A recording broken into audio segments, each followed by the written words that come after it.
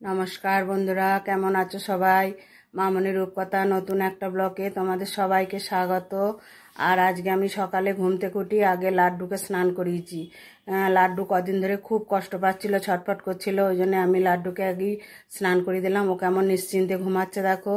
তারপরে আমি স্নান টান করে পুজো টুজো করে দেখো রান্নাঘরে চলে এসেছি। রান্নাঘরে এসে একটা নতুন খাবার বানাচ্ছি, তোমরা দেখতে থাকো। টিফিন খাবার বলতে টিফিন বানাচ্ছি নতুন।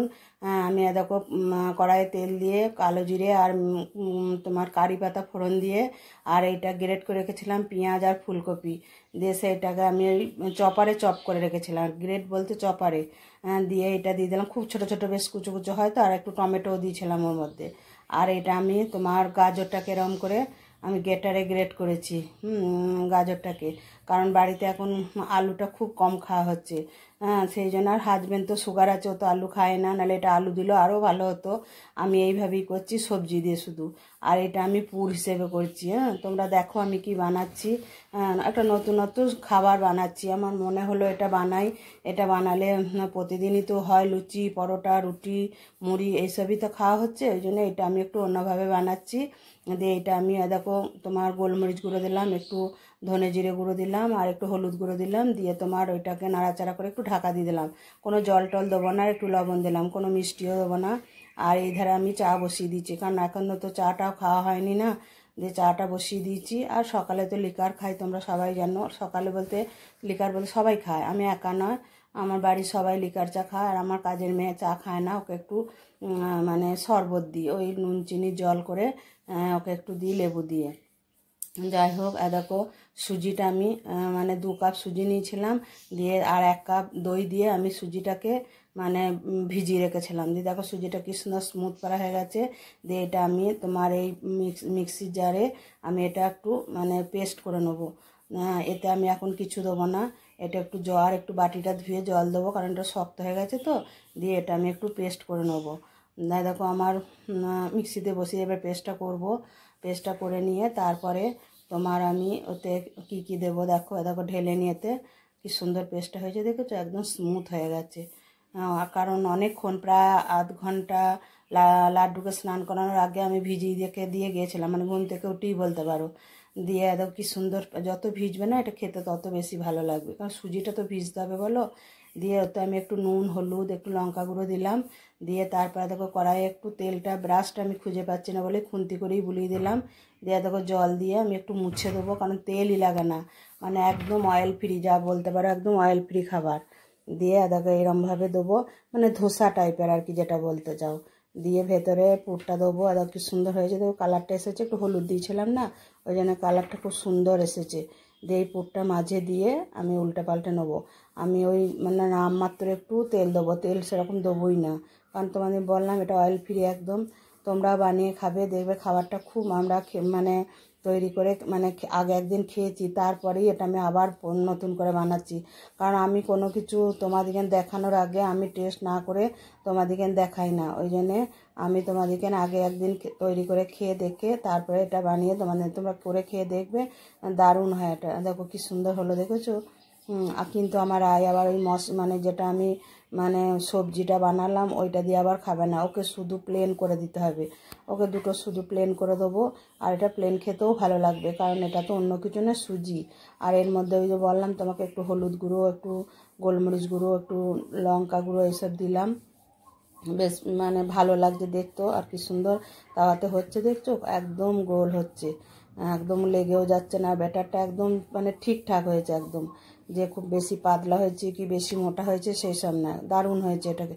মানে সেই জন্যে আমি এইভাবেই মানে করছি। আর আমি জলও দিয়ে রেখেছি না, উপরেই 1 চামচ হাফ চামচের মতো তেলটা দিয়ে এরকম দিচ্ছি, দিয়ে তারপরে মশলাটা দিয়ে আমি এটা রোল করে দিচ্ছি।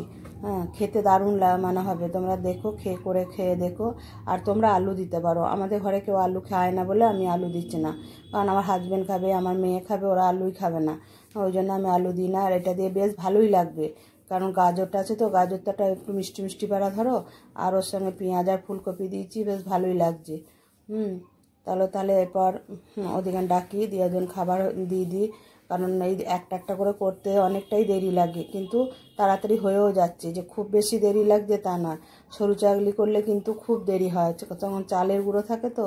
আর দেখো কতগুলো হলো, দেখো 2 কাপ ময়দা, 2 কাপ সুজিতে অনেকগুলো হয়েছে। দিয়ে তারপরে আর দেখো হাজব্যান্ড চিকেন নিয়ে এলো, বাজার টাজার করে নিয়ে এলো, চিকেন নিয়ে এলো। দিয়ে আমি চিকেনটা দই দিয়ে একটু ম্যারিনেট করে রেখে দিই। আর তোমাদেরকে আগেও দেখিয়েছি যে আমি দই, হলুদ গুঁড়ো, গোলমরিচ গুঁড়ো আর একটু মানে সর্ষে তেল দিয়ে আমি ম্যারিনেট করে রেখে দিই। ওটা প্রায় তোমার 45 মিনিটের মতো রেখে দিই। চিকেনটা এত সুন্দর সিদ্ধ হয় না, আর এত সুন্দর নরম হয়ে যায় না, মানে খেতে ভালোই লাগে। আর ভিতরে সব কিছু ঢোকে, নুন হলুদ সব। কিন্তু এখন আমি নুন দেবো না, কারণ নুনটা দিলে প্রচুর জল কেটে যাবে। ওই জন্য আমি নুনটা দেবো না, আমি রান্নার সময়ই নুনটা দেবো। যে চলো তাহলে এবার টিফিনটা করে নিয়ে, কারণ এখনও টিফিনটা হয় নাই। এরপর টিফিনটা করব, টিফিনটা করার পর তারপরে রান্না বান্না করব।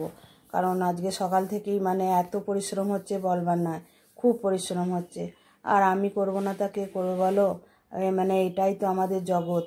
হ্যাঁ, আমি এই জগৎটাকেই বেছে নিয়েছি। আমি তো সার্ভিস করি না যে সকালবেলায় উঠে মানে যা হোক নাকে মুখে চোখে গুজেই আমি চাকরি করতে চলে যাব। কিন্তু আমার এই সংসার জীবনটাই বড় জীবন। আমাকে তো এগুলো করতে হবে, নাহলে আমার স্বামী সন্তানরা ওরা খেতে পাবে না।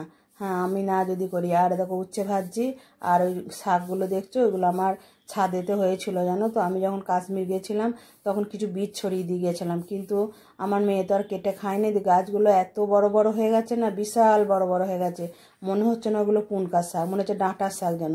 দিয়ে আমি আবার কি করেছিলাম বলো তো, ডাঁটার আমি গোড়া শুদ্ধ উড়ে ফেলে যাই, আমি অর্ধেকটা করে কেটে দিয়েছিলাম। দিয়ে আবার সেইগুলো থেকে দেখো শাকগুলো বেরিয়েছে, কি সুন্দর বেরিয়েছে তো। আর এই শাকটা তো খেতে ভালো হবে, টেস্টি হবে, কারণ এতে তো কোনো সার নাই। শুধু ওই হয়তো একটু খোল পচার জল দিই আর সবজি পচার জল দিই, তাছাড়া তো কিছুই দিই না। ওই জন্য শাকটা টেস্ট হবে, কারণ আমি যে শাকই ঘরে বসাই আমি দেখেছি শাকটা খেতে খুব টেস্ট। একদিন কলমি শাক হয়েছে অনেকটা, এই শাকটা খেলাম, আবার 2 দিন পরে কলমি শাকটাকে কাটবো, দিয়ে ওটা খাবো। আর আমি এই শাকটা তোমার পোস্ত ফোড়ন দিয়ে রাঁধবো, মানে পোস্ত দেবো পরে, বেশ খেতে ভালো লাগবে। আর দেখো ভাতের জলটা গরম হয়ে গেছে, চলো তাহলে চালটা দিয়ে দিই। চালটা ধোয়া হয়ে গেছে, আর আমি চালের জল মানে ভাতের জল গরম না হলে আমি চাল দিই না, ওই একবারে চালের জলে বসিয়ে দিই না, কারণ আমার মনে হয় ভাতটা যেন একটু কেমন হয়। কিন্তু দেখবে জলটা যদি গরম হওয়ার পর চালটা দাও না, সেই ভাতটা খেতে খুব টেস্ট হয়, আর ভাতটা এবার সোটা সোটা পারা হবে না। চলো তাহলে এবার চিকেনটা চাপিয়ে দিই গা, কারণ তোমাদের সঙ্গে বক বক করতে করতে আমার রান্না অনেকটাই এগিয়ে গেছে, আর চিকেনটা হলেই হয়ে যাবে। আর তারপরে আবার হাজব্যান্ড, তোমাদেরকে আজকে আর আমি দেখাবো না, হাজব্যান্ড আম নিয়ে এসছে। আবার আমি একটু আমের আচার করব, কারণ হাজব্যান্ড এনেছিল, আবার আমার ছোটো মেয়ে শ্বশুরবাড়ি থেকে ছোটো মেয়েও এনেছিল, সেইগুলো আছে। তবে পাশের বাড়ির আমার বান্ধবীও দিয়েছে, দিয়ে অনেকটা কাঁচা আম হয়ে গেছে। দিয়ে ওই আমটা আমি তোমার ইয়ে করব, তোমার একটু গুড় দিয়ে করব। আর হাজব্যান্ড বললো আমাকে একটু গ্রিন টি করে দেবে না? আমি যে হ্যাঁ নিশ্চয়ই দেবো, না দেওয়ার কে আছে। দিয়ে হাজব্যান্ডকে আবার একটু গ্রিন টি করে দিচ্ছি। চামচটা ছোটো তো, ওই জন্য অনেকবার করে চাটা দিতে হচ্ছে। আর দেখো আমার গ্রিন টি রেডি হয়ে গেছে। আমার মেয়ে আর আমার হাজব্যান্ড খাবে, আমি বাবু গ্রিন টি খেতে পারি না, আমার যেন কিরকম গোবর গোবর গন্ধ লাগে, আমি একদম গ্রিন টি খেতে পারি না। হ্যাঁ, একদিন খেয়েছিলাম, কিন্তু খেয়ে যেন মুখটা বেস্বাদ হয়ে গেল। কিন্তু আমার হাজব্যান্ড আমার মেয়ে গ্রিন টি খেতে খুব ভালোবাসে।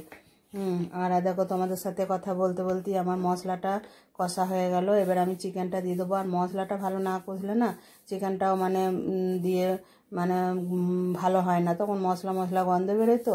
ওই জন্য মশলাটা আগে আমি ভালো করে ভেজে নিই, দিয়ে তারপরে মশলার গন্ধটা কেটে গেলে তারপরে আমি চিকেনটা দিই। আর চিকেনটা তো ম্যারিনেট করা আছে, কোনো অসুবিধাই নাই। আমার চিকেনটা দেখো তোমাদের সঙ্গে কথা বলতে বলতে রান্না প্রায় হয়েই গেল।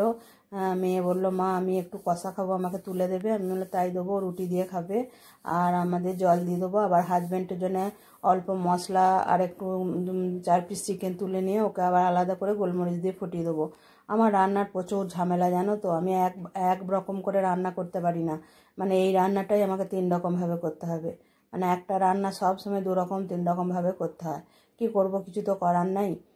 সবাইকে যদি মনের মতো করে খাবারটা না দিতে পারি তৃপ্তি করে, তারা কি করে খাবে বলো? সেই জন্য আমি যতটা পারি যতটা সম্ভব হয় আমি সবারই মনের মতো করে দেওয়ার চেষ্টা করি। আর এই ধারে দেখো সেই কাপ প্লেট রাখি খাঁচাটা একটু ধুলো ধরেছিল, দিয়ে ওইটা একটু ঝেড়ে দিচ্ছি। আর সেদিন তো পরিষ্কার করেছি। আর আমি সবসময় একটা কাপড় দিয়ে ঢেকে রাখি, কারণ কাপড় দিয়ে ঢেকে রাখলে না ধুলোটা পড়তে পারে না। আর লাড্ডুকে স্নান করেছি তো আজকে বাড়িতে প্রচুর লোম উঠবে জানো তো, মানে আজকে যা লোম উঠবে না, মানে মানে তো মানে কিছু মানুষ যারা এইসব প্রাণীদের ভালোবাসে না, তারা একদম তিতি বিরক্ত হয়ে যাবে। কিন্তু আমি তো লাড্ডুকে প্রচুর ভালোবাসি, ও লোমটা আমার কিছুই মনে হয় না। আর দেখো স্নান করার পর এই জলটা আমি চেঞ্জ করেছিলাম। আমি প্রতিদিন করি না, আমি শুক্রবার কিংবা রবিবার এই বারগুলোতেই আমি চেঞ্জ করি। মানে লাকি বাম্বুর জলটা আমি প্রতিদিন কিছু করি না। আমি তোমাদের প্রথমেই বললাম শুক্রবার কিংবা রবিবার করি, তাই এটা আমি আজকেই করেছি। করে আমি দেখো পাশে রেখে দিয়েছিলাম, দিয়ে আমি ওইখানে রাখলাম।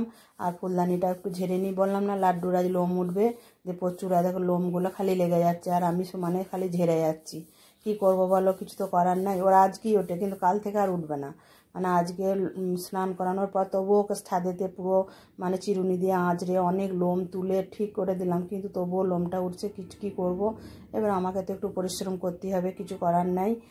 চলো এবার তাহলে রান্না রেডি হয়ে গেছে, খাবারটা খেয়ে নিই, তারপরে আবার তোমাদের কাছে আসছি।